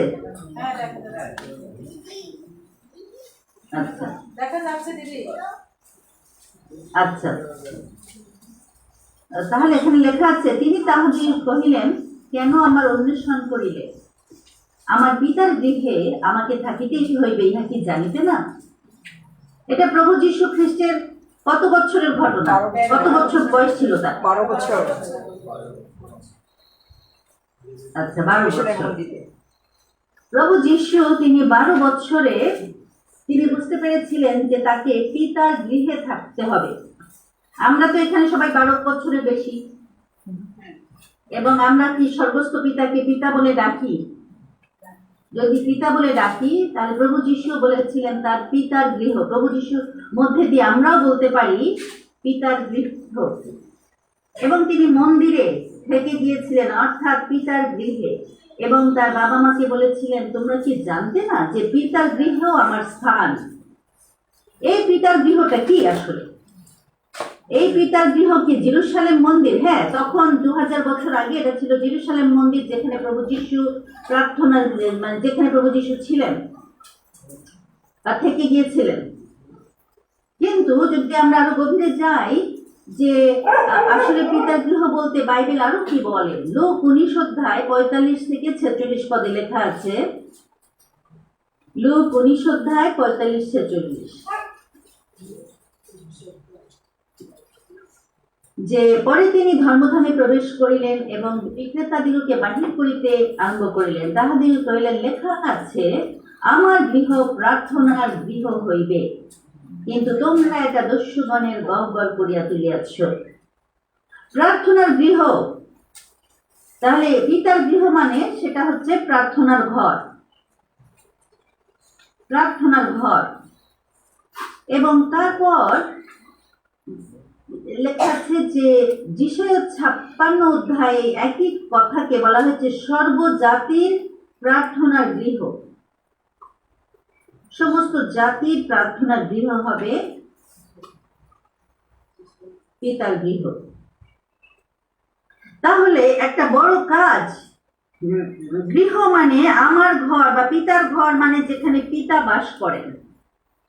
তো যদি আমরা মনে করি যে গির্জায় যখন যাই, মণ্ডলী গির্জায় যাই, সেখানে ঈশ্বরের উপস্থিতি আছে, যেখানে ঈশ্বরের উপস্থিতি, যেখানে তার আবাস, যেখানে তার বসবাস। অনেক সময় আমরা মনে করি যে আমাদের ঘরে ঈশ্বর থাকেন না, থাকেন হচ্ছে গির্জায়। গির্জায় গেলে সেখানে যিশুর উপস্থিতি পাওয়া যায়। যদি সেটা হয় তাহলে গির্জা হবে প্রার্থনার গৃহ। যদি মনে করেন যে না, আমাদের ঘরও প্রভু যিশুর ঘর, তিনি আমাদের গৃহে বাস করেন, তাকে আমরা স্বাগতম জানিয়েছি, আমার পরিবার ঈশ্বরের উপস্থিতি এই স্থানে আছে। যদি মনে করেন সেই উপস্থিতি ঈশ্বরের উপস্থিতি, কারণ বাইবেল বলে যেখানে 2 কি 3 জন আমার নামে একত্র হয়, আমি তাদের মধ্যে উপস্থিত। তাই একটা পরিবারে বা আপনার জীবনে যদি 2 কি 3 জন একত্র হয়ে আমরা প্রভুকে ডাকি, তিনি তাদের মধ্যে উপস্থিত হন।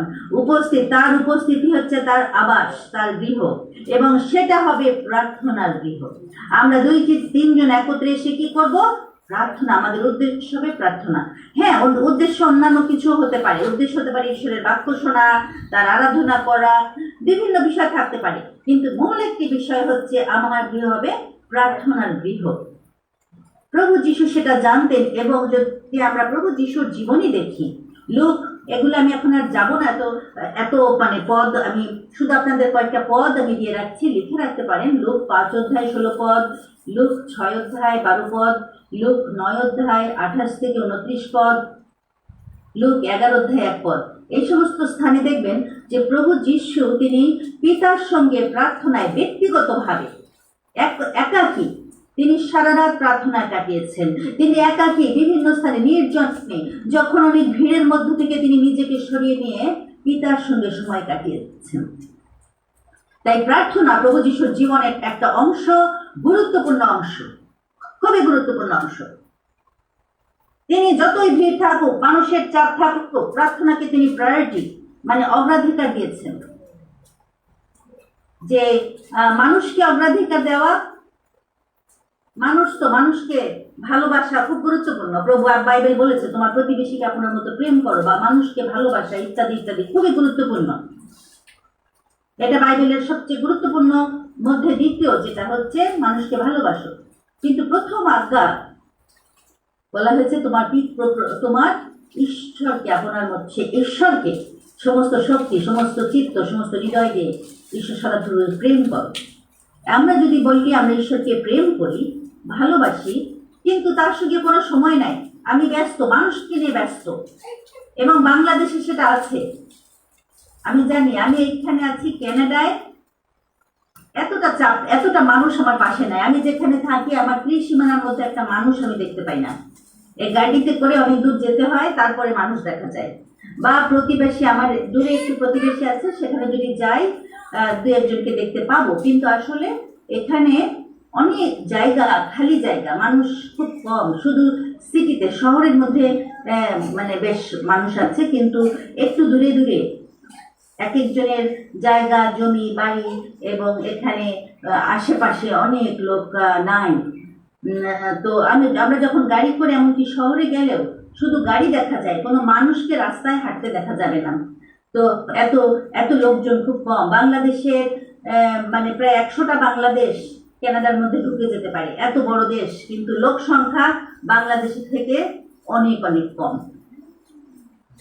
তো সেই জন্য দেখা গেল যে এখানে হতে পারে মানুষের চাপ কম, হতে পারে আমি আর একটু বেশি সময় প্রার্থনায় কাটাতে পারি, জানি না। মানুষের যদি ইচ্ছা না থাকে তাহলে অনেকভাবেই আমরা সময় নষ্ট করতে পারি।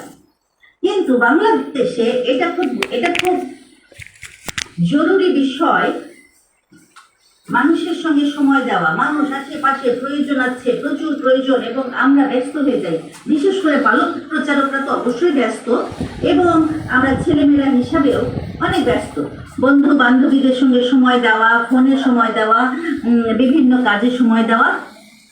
কিন্তু এখানে লেখা আছে প্রভু যিশু তিনি সব কিছু চাপ, ভিড়, লোকজন, এগুলোকে এক পাশে রেখে, এগুলো যে গুরুত্বপূর্ণ তা না, এটা গুরুত্বপূর্ণ। প্রভু যিশুর কাছেও মানুষ গুরুত্বপূর্ণ। তথাপি তিনি নির্জনে চলে যেতেন। তিনি সব চাপ, ভিড়কে এড়িয়ে, ভিড়কে এক পাশে রেখে তিনি একাকী প্রার্থনা করতে চলে যেতেন। তাই একাকী প্রার্থনা করা বা পিতার সঙ্গে যোগাযোগ করা, পিতার সঙ্গে সেই প্রার্থনার সময় কাটানো অত্যন্ত গুরুত্বপূর্ণ। এটা প্রভু যিশুর জীবনী থেকে আমরা দেখতে পাই। ঠিক আছে, এরপরে আমরা চলে যাই ইফিসীয়তে। যে আমি একটু আগে বলছিলাম যে অনেক ধরনের প্রার্থনা থাকতে পারে। ইফিসীয় 6:18 পদে কি আছে? সর্ববিধ প্রার্থনা ও বিনতি সহকারে সব সময় প্রার্থনা করো এবং ইহার নিমিত্ত সম্পূর্ণ অভিনিবেশ ও বিনতি সহ জাগিয়া থাকো। সর্ববিধ প্রার্থনা ও বিনতি সহকারে সব সময় আত্মাতে প্রার্থনা করো, ইহার নিমিত্ত সম্পূর্ণ অভিনিবেশ ও বিনতি সহ জাগিয়া থাকো। তাহলে আমরা দেখতে পাই সর্ববিধ প্রার্থনা। আজকে আমি 3 ধরনের প্রার্থনার কথা বলবো, এবং বেশি করে কথা বলবো সেটা হচ্ছে শেষ নাম্বার 3 নম্বরের প্রার্থনা। তো আজকে প্রথমের যেটা এক ধরনের প্রার্থনা, সেটা হচ্ছে কান্না প্রার্থনা, চাওয়া। কান্নার প্রার্থনা বা চাওয়া, ক্রাই। হে ঈশ্বর সাহায্য করো। আমরা যখন তখন কিন্তু এই প্রার্থনা করি। আমি বলছিলাম ঈশ্বরের ইচ্ছা বুঝে বা না বুঝে, আমরা যদি বিপদে পড়ি আমরা বলি ও প্রভু বাঁচাও, ও যিশু সাহায্য করো, ঈশ্বর সাহায্য করো। যিশুর নাম বা ঈশ্বরের নাম অনেক সময় আমরা ডেকে উঠি যখন আমরা বিপদে পড়ি। তখন আর ঈশ্বরের ইচ্ছা অনিচ্ছার ব্যাপার নাই। যখন একটা হঠাৎ করে কেউ অসুস্থ হয় বা দুঃসংবাদ শুনি বা কোনো একটা অ্যাক্সিডেন্টের সামনে পড়ি, হ্যাঁ, তখন আমরা যিশু যিশু। একটু কয়েকদিন আগেও আমি গাড়িতে যাচ্ছিলাম এবং আমার গাড়ির সামনে হঠাৎ করে একটা হরিণ, বড় একটা হরিণ, এবং হরিণটা প্রায় গাড়ির কাছাকাছি ধাক্কা দেবে, মানে গাড়ির সাথে বাড়ি খাবে, তাহলে আমার গাড়িটা উল্টে পড়তে পারতো এবং হরিণটাও মারা যেত। তখন আমি লাস্ট মুহূর্তে, মনে হয় 30 সেকেন্ড, তখন আমি 30 সেকেন্ড বাকি আছে, একদম হরিণটা প্রায় গাড়ির কাছে, তখন আমি যিশু যিশু বলে উঠছি, ও যিশু যিশু, জিজাস জিজাস, কারণ আমি জানি যে এখন একটা বিপদ হতে যাচ্ছে। ঈশ্বরের দয়ায় বিপদ হয়নি, একটু হরিণটা সরে গিয়েছে এবং তার পাশে একটু ধাক্কা, আমাদের গাড়িতে একটু ধাক্কা খেলো আর হরিণটা একটু ধাক্কা খেলো, কিন্তু কোনো বিপদ হয়নি, জয় যিশু। কিন্তু আমি যিশু যিশু বলে উঠেছিলাম। তখন আমি চিন্তা করিনি যে এই প্রার্থনাটা কি ঈশ্বরের ইচ্ছায় প্রার্থনা না অনিচ্ছায় প্রার্থনা, এগুলা না। আমরা একটা বিপদে পড়লে আমরা চিৎকার দিয়ে ডাকি, আমরা অসুস্থ হলে আমরা প্রার্থনা করি, আমাদের খাবারের অভাব হলে আমরা কান্নাকাটি করি। তো ঠিক শিশুর মতো, একটা শিশু যেরকম খিদে পেলে কান্নাকাটি করে, আমরাও কান্নাকাটি করি। এবং বাইবেলে লেখা আছে মথি 7:7 পদ, চাও দেওয়া যাইবে, খোঁজো পাইবে, অন্বেষণ করো, ধাক্কা দাও বা দ্বারে আঘাত করো, দরজা খুলিয়া দেওয়া যাইবে। তো অবশ্যই বাইবেল কোনো বলে নাই যে এখানে যে অনেক কিছু ABCD মেনে চাইতে হবে। তো এখানে লেখা আছে জাস্ট চাও, দেওয়া যাবে, প্রার্থনা করো। এটা আসে কোথা থেকে? এটা আমি লিখেছি, এটা আসে সম্পর্ক থেকে, কারণ আমরা তার সন্তান। আমরা যদি জানি যে আমি ঈশ্বরের সন্তান, আমার অধিকার আছে, আমার বাবার কাছে আমি কাঁদতে পারি, এটা সম্পর্ক থেকে আসে। যদি আমরা ঈশ্বরের সন্তান, আমরা যদি তার পুত্রকন্যা, আমরা যদি তার ছেলে মেয়ে হয়ে থাকি, প্রভু যীশু খ্রিস্টকে জীবন দেওয়ার মধ্যে দিয়ে বাইবেল বলে হে আমাদের স্বর্গস্থ পিতা, আমরা তাকে হে আমাদের স্বর্গস্থ পিতা বলে ডাকতে পারি। প্রভু যিশু সেই প্রার্থনা শিখিয়েছেন, কারণ প্রভু যিশুর নামে আমরা তার সন্তান হয়েছি। প্রভু যিশুর মৃত্যু পুনরুত্থানের দ্বারা আমরা পরিত্রাণ পেয়েছি। যদি এখানে আমরা সবাই সেটা পেয়ে থাকি, আমরা যদি যিশুর নামে বিশ্বাস করে দিই, যেহেতু আপনারা প্রার্থনা মিটিংয়ে এসছেন, যেহেতু প্রার্থনার সেমিনার গুরুত্বপূর্ণ, আমি বিশ্বাস করি যারা বসে আছেন প্রত্যেকেই প্রভু যিশুকে ভালোবাসি, প্রত্যেকেই প্রভু যিশুকে জীবন দিয়েছি। এটা কি ঠিক? হ্যাঁ, আমি মনে করি, কারণ আমরা যারা ছেলে মেয়ে হলেও, হতে পারে আমি অবগাহন নিইনি, হতে পারে আমি প্রভুর বোঝ নিইনি, হতে পারে এখনো নিজেকে এতটা শক্তিশালী মনে করি না, বা মানে এতটা সাধু দেখি না, আমরা কেউই আসলে সাধু না। আমরা প্রত্যেকেই প্রভু যিশুর কারণে আজকে এই স্থানে আছি। তো যেটা বললাম যে হতে পারে অবগাহন নিইনি কেউ কেউ, বা হতে পারে এরকম হতে পারে যে আমি মানে সেই কমিউনিয়ন প্রভুর ভোজ গ্রহণ করি না। যেটাই হোক, কিন্তু আমি বিশ্বাস করি আমরা আজকে এখানে উপস্থিত আছি বেশিরভাগের সাথে। আর যদি না থাকে যে প্রভু যিশুর সঙ্গে ব্যক্তিগত সম্পর্ক, তাহলে আমি অনুরোধ করবো যেন এই সেমিনারের শেষ হওয়ার আগে আমরা প্রভু যিশুকে জীবন দিই। কারণ খুব গুরুত্বপূর্ণ যে প্রভু যিশুকে নিজের জীবনের দরজা খুলে দেওয়া। কারণ বাইবেল বলে প্রভু যিশু এমনি এমনি হৃদয়ে আসবে না, এমনি এমনি তোমার আমার হৃদয়ে ঢুকবে না, এমনি এমনি আপনাকে আমাকে জীবন দেবেন না। তিনি বলেছেন আমি তোমার দরজায় দাঁড়িয়ে আছি। প্রকাশিত বাক্য 3 অধ্যায় সম্ভবত 21-22 পদে, আমার ঠিক খেয়াল নেই কত পদে, কিন্তু লেখা আছে আমি দাঁড়িয়ে আছি, আঘাত করছি। যদি কেউ আমার রব শুনে দরজা খুলে, তাহলে আমি তার গৃহে প্রবেশ করব, তার সঙ্গে ভোজন পান করব। প্রভু যিশু তিনি জেন্টেল, তিনি নম্র, তিনি ভদ্র মানুষ, তিনি ভালোবাসার, তিনি জোর করে আপনার জীবনে অধিকার নেবেন না যদি আপনি দরজা না খুলে দেন।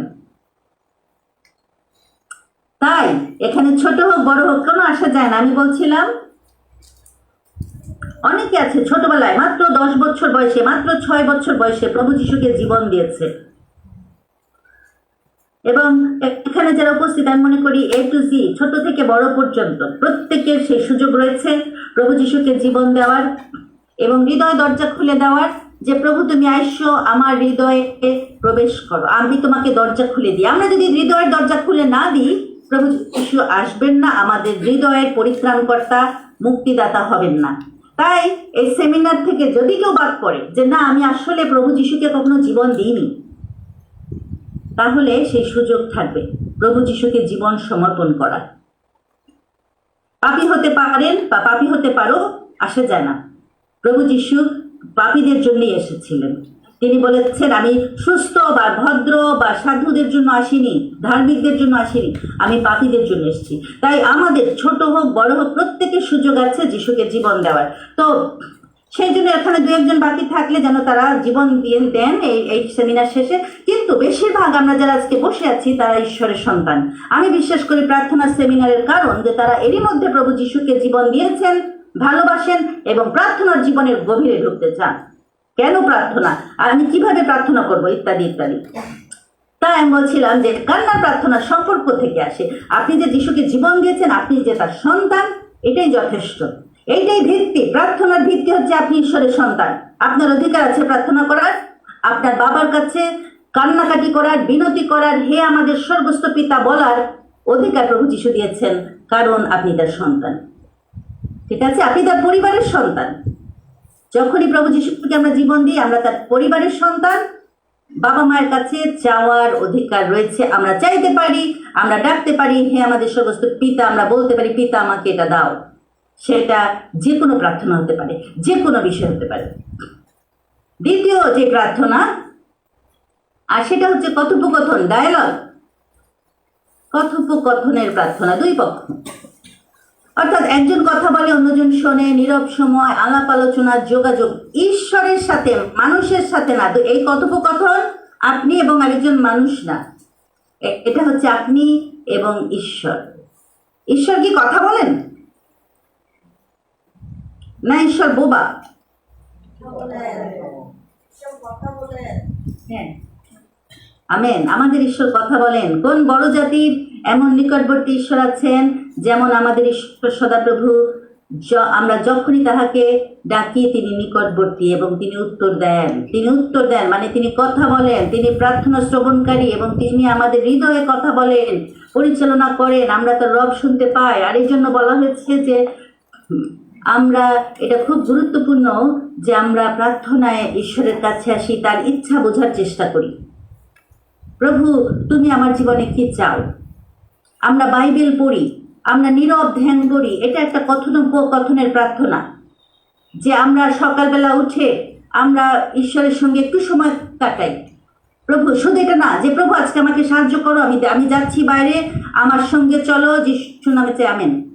এটা হচ্ছে চাওয়ার প্রার্থনা। একটু আগে আমরা যেটা দেখলাম, এটা কান্নার প্রার্থনা, শুধু একতরফা বলে যাব আর কারো কথা শুনবো না। কিন্তু যখন এটা হয়, আপনি ঈশ্বরের ইচ্ছা শোনার চেষ্টা করেন, সেটা তখন একটু প্রভুর ইচ্ছা বোঝার জন্য নীরব থাকতে হয়, বাইবেল খুলতে হয়, বাইবেল পড়তে হয়, ঈশ্বরের ইচ্ছা বোঝা যায় এবং তখন প্রার্থনা করা যায়। এখানে এমন যে আমরা আমাদের বোঝা এবং দুঃখ তার কাছে উজাড় করে বলতে পারি, প্রভুর কাছ থেকে সান্ত্বনা পেতে পারি। বাইবেল বলে, হে লোক সকল, সতত তাহাতে নির্ভর করো, তাহারই সম্মুখে তোমাদের মনের কথা ভাঙ্গিয়া বলো। মনের কথা যখন আমরা ভেঙে বলি, আমরা তার সান্ত্বনা গ্রহণ করি। তিনি শান্তি দেন, সান্ত্বনা দেন, তিনি আমাদের নিশ্চয়তা দান করেন, তিনি আমাদেরকে আশার কথা আমাদের হৃদয়ের মধ্যে তিনি বলেন। তার কাছ থেকে একটা উপলব্ধি পায়, তার দিক নির্দেশনা পায়, জীবনের জন্য পরিকল্পনা এবং পথ নির্দেশ গ্রহণ করায়।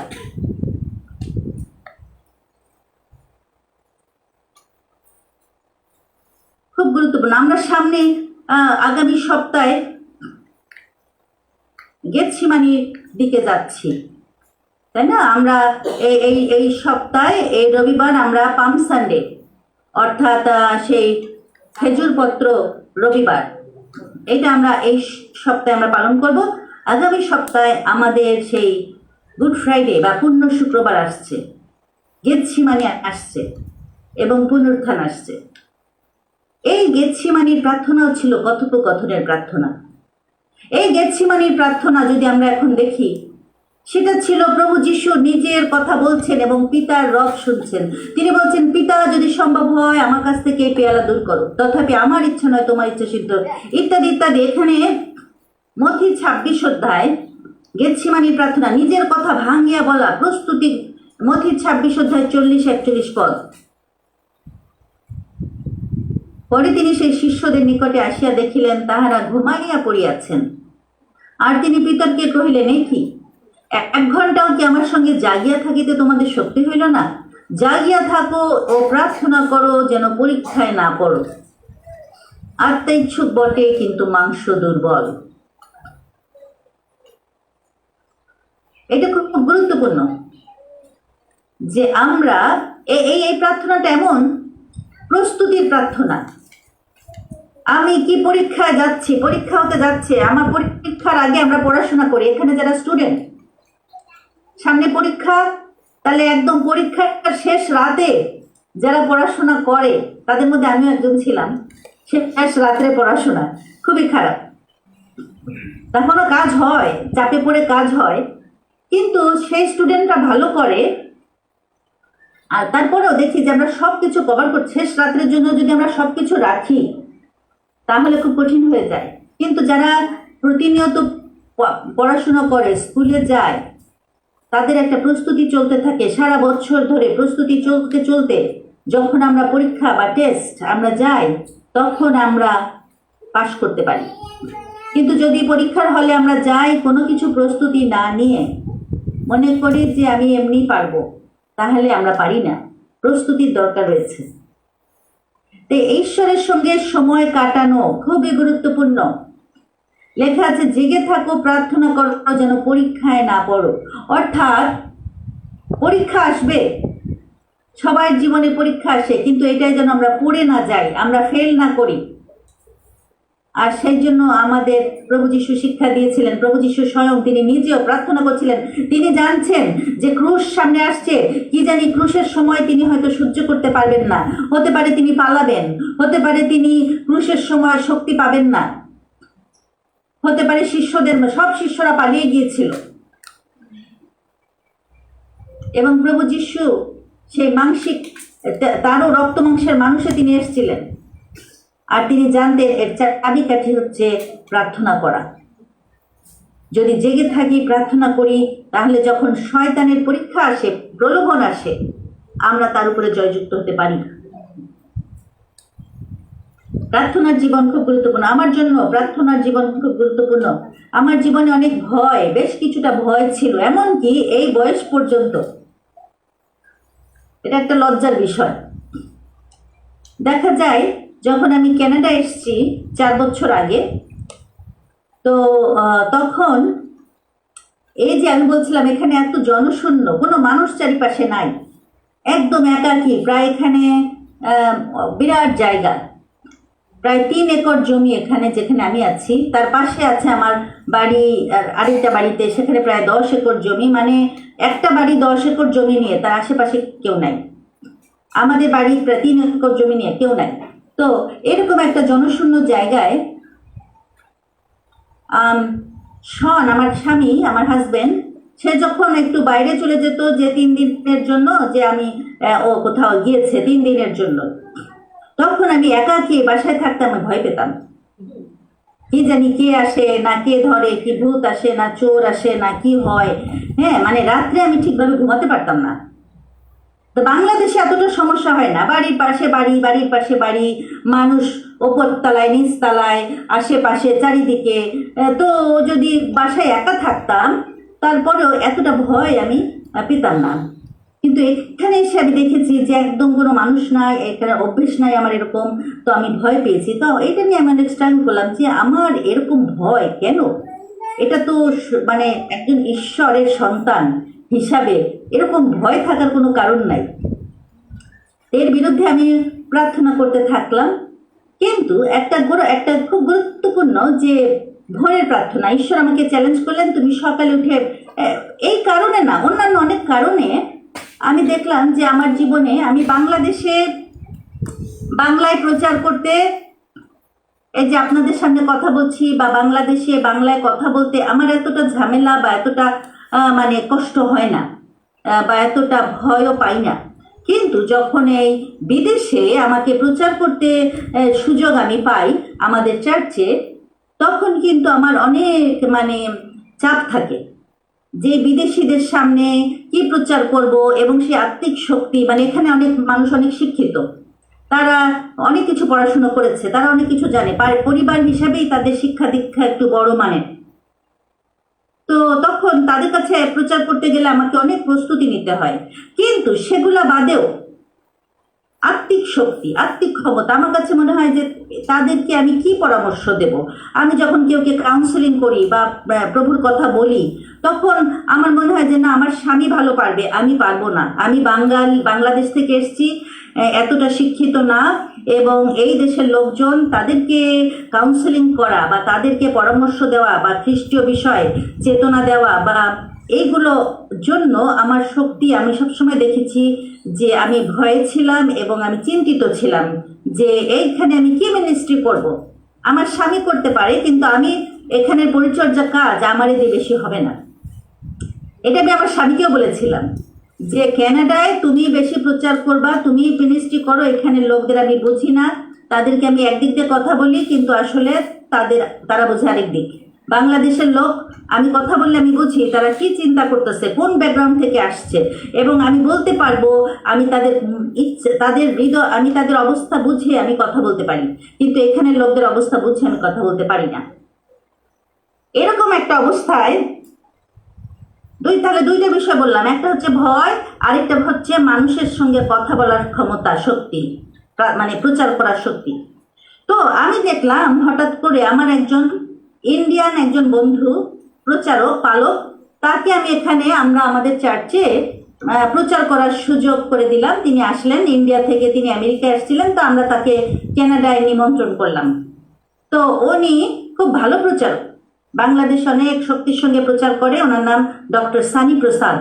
তো ওনাকে যখন আমাদের চার্চের একটা সেমিনার করলাম এবং সেখানে তাকে আমরা বক্তা হিসেবে ডাকলাম, তিনি এসে প্রচার করলেন এবং তার প্রচার দেখলাম অনেক শক্তিশালী, শুধু বাংলাদেশে না, ইন্ডিয়ায় না, কিন্তু আমি দেখলাম কানাডাতেও এই লোকদের অবস্থা তিনি খুব ভালোভাবে জানেন এবং তাদের ব্যাকগ্রাউন্ড অনুযায়ী প্রচার, মানে এই লোকদের কি কি পরীক্ষা, বা আমি চিন্তা করলাম এই লোক সানি প্রসাদ তিনি কিভাবে বুঝলেন ক্যানাডিয়ান মানুষদের এই অবস্থা। আমি এখানে কয়েক বছর আছি, আমি জানি তাদের পরীক্ষাগুলো কি, তাদের অবস্থাগুলি কি, কিন্তু হঠাৎ করে ইন্ডিয়া থেকে আসা একজন প্রচারক কিভাবে এত শক্তির সঙ্গে কথা বলতে পারে, এইটা আমাকে চ্যালেঞ্জ করলো আরো। এটা ছিল প্রায় 2-3 বছর আগের ঘটনা।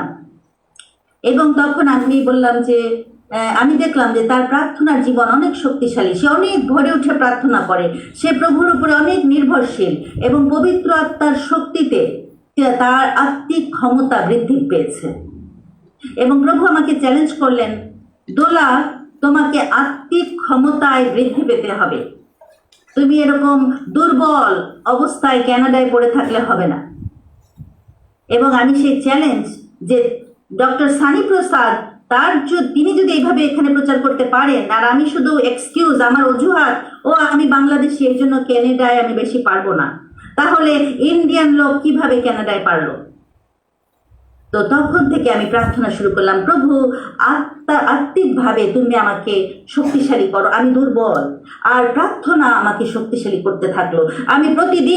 আমিও চ্যালেঞ্জ করলাম যে না, এখন থেকে প্রতিদিন ভরে উঠে আমি প্রার্থনা করব। এবং হ্যাঁ, আমি মাঝে সিজনে আমি ভরে উঠে প্রার্থনা করেছি, আবার কোনো সময় করিনি।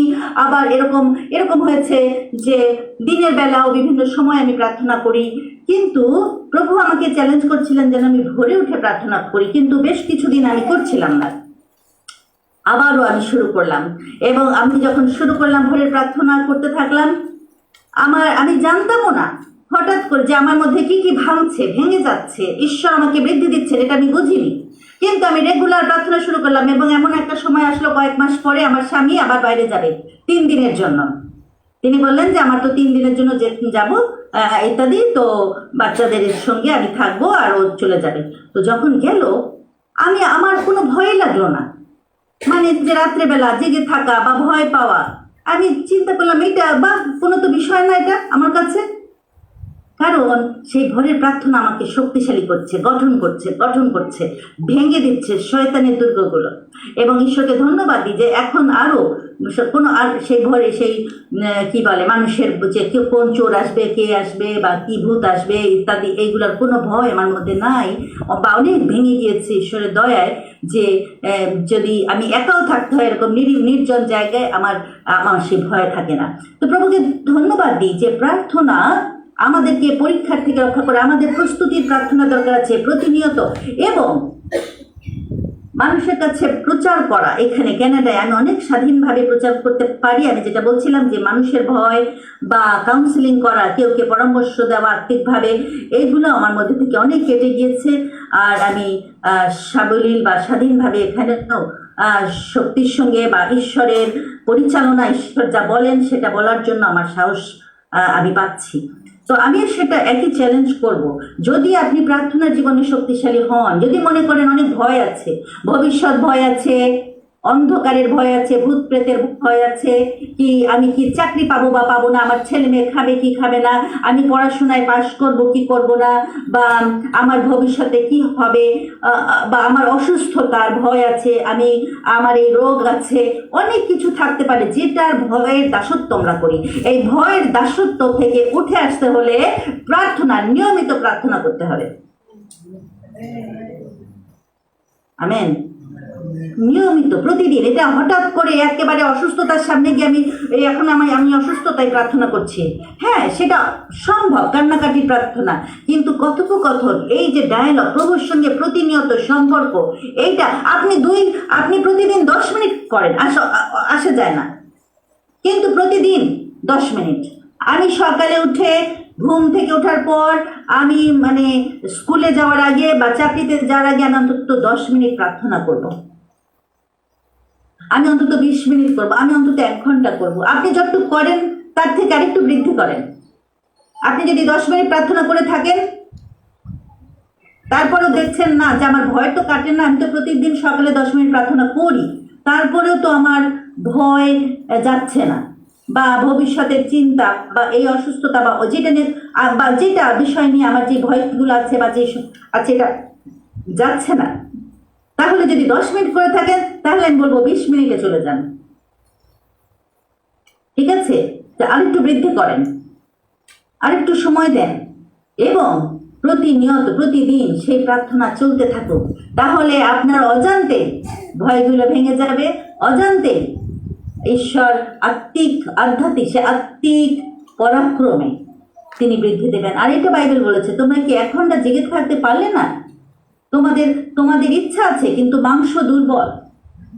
আর এই জন্য অনেক সময় আমরা অজুহাত দিই না, মণ্ডলীতে আমরা প্রায় অজুহাত দিই, হ্যাঁ আত্মা ইচ্ছুক বটে, মাংস দুর্বল, আমি চাই কিন্তু পারি না।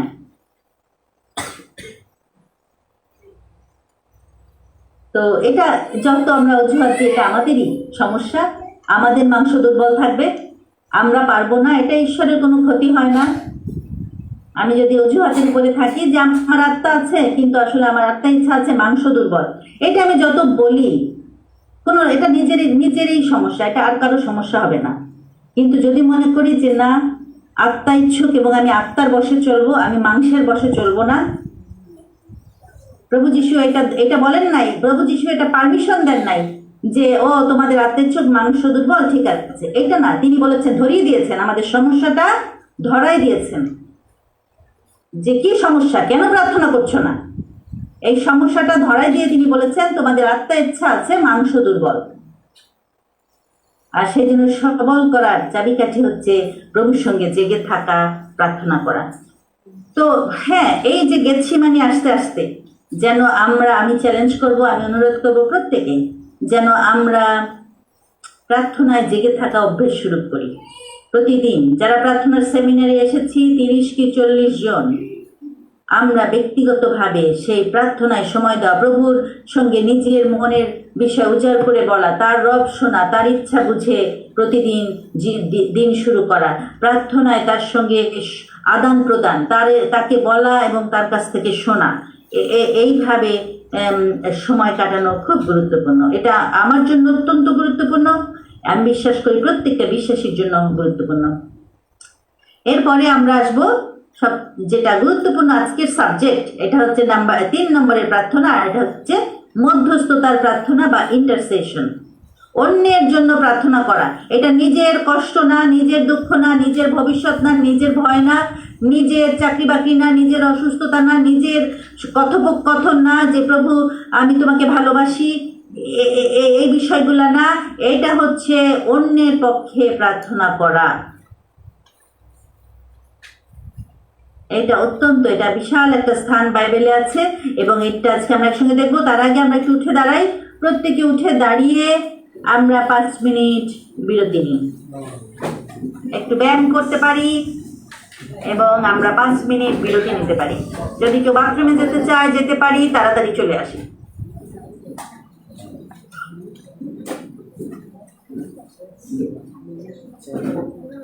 যদি কারো বাইরে যাওয়া লাগে তাড়াতাড়ি যাই, তাড়াতাড়ি ফিরে আসি।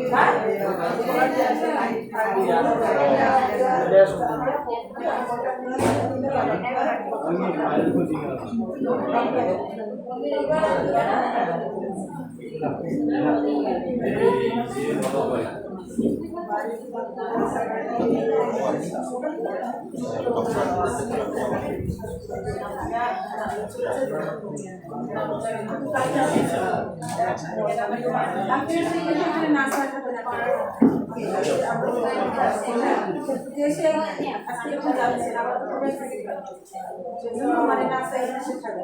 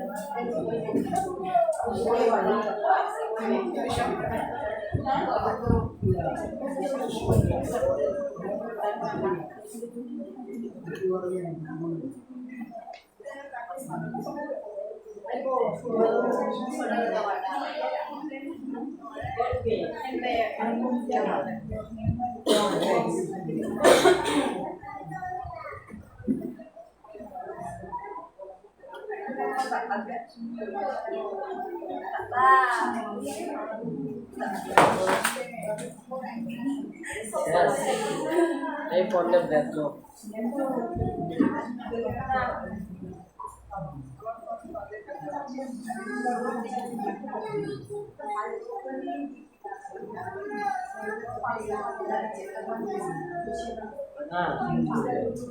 ভেরি গুড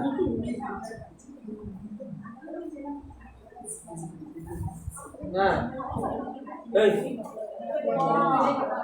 এই টাকা আইফোন